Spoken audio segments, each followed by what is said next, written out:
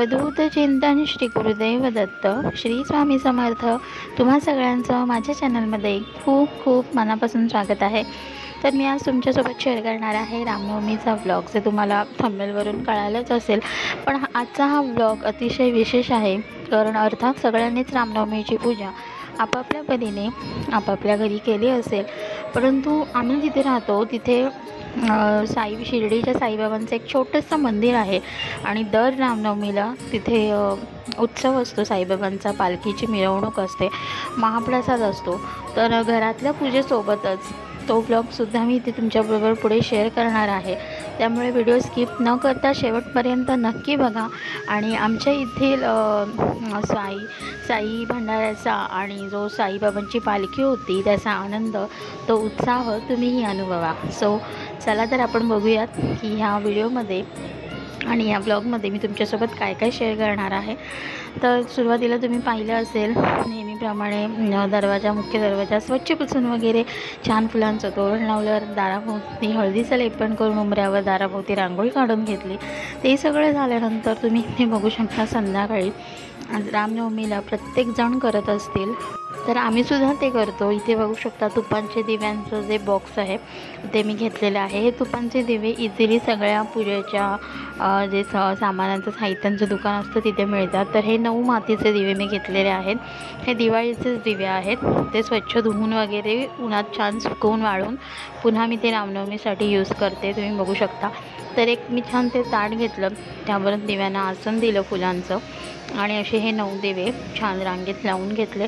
त्यानंतर पुढे आईने देवपूजा केली आणि नंतर दिव्यांची पूजा किंवा दिव्यांची आरस कशी केली हे सगळंच मी तुम्हाला इथे दाखवणार आहे। So keep watching.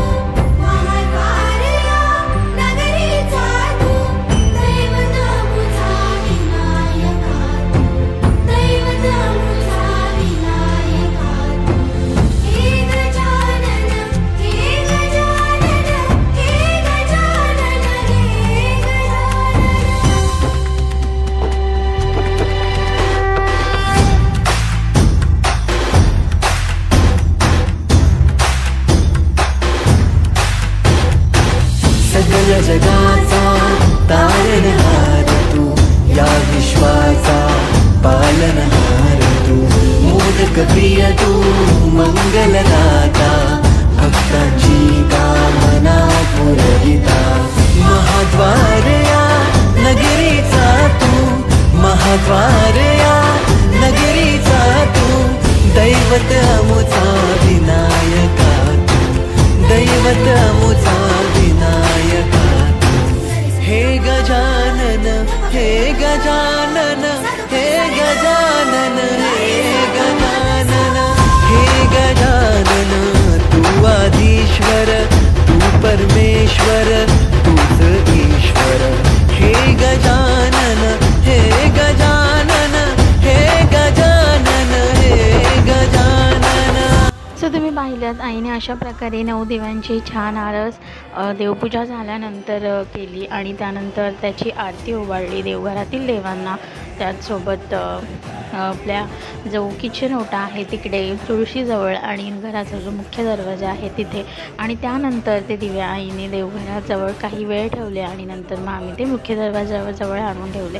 So overall असं होती आमची रामनवमीची संपूर्ण दिवसभरातील पूजा, अर्थात नित्यसेवा, त्यानंतर रामरक्षा स्तोत्राचं पठण, मारुती स्तोत्राचं पठण, हे सगळंच आईने आणि आम्ही दोघींनीही केलं। सो अशी यथासांग पूजा पार पडली। त्यानंतर संध्याकाळी 6च्या आसपास साईबाबांची पालखी मिरवणूक निघाली, ती मी तुम्हाला पुढे इथे कंटिन्यू दाखवणार आहे। सो तुम्ही नक्की बघा आणि तुम्हीही त्या सोहळ्याचा आनंद घ्या।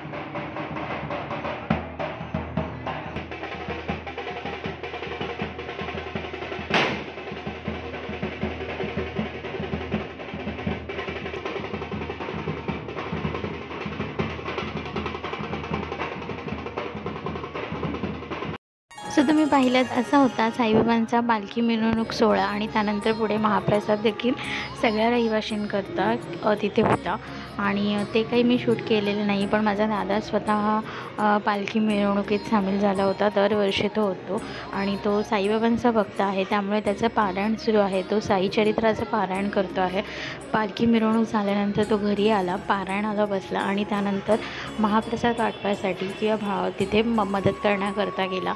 सो ओव्हरऑल असा होता आमचा रामनवमीचा दिवस. तो आम्ही असा सगळ्यांनी मिळून छान यथासांग स्वामी कृपेने साई कृपेने पार पडला. आय होप तुम्हाला आवडला असेल. व्हिडिओ आवडल्यास नक्की व्हिडिओला लाईक करा, कमेंट करा आणि चॅनलवर नवीन असाल तर नक्की चॅनलला सबस्क्राईब देखील करा. भेटूया अशाच नवीन व्हिडिओसोबत. श्री स्वामी समर्थ.